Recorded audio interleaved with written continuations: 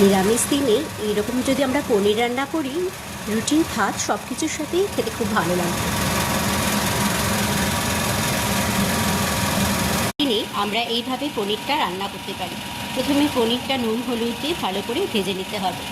তারপরে কড়াইতে সাদা তেলের মধ্যে ঘি মিশিয়ে গরম মশলা ফোড়ন দিয়ে ওর মধ্যে আদা লঙ্কা টমেটো কাজু চারমগজ পোস্ত ভালো করে বেটে সাদা তেলের মধ্যে দিয়ে মশলাটাকে ভালো করে কষিয়ে নিতে হবে। পরে এর মধ্যে ধনে জিরে শুকনো লঙ্কা গোলমরিচ গুঁড়ো ভালো করে দিয়ে দিতে হবে, আর ক্যাপসিকাম আর টমেটো দিয়ে দিতে হবে। তারপরে মশলাটা কষানোর পরে ভাজা পনির আর ভাজা আলুগুলো দিয়ে দিতে হবে।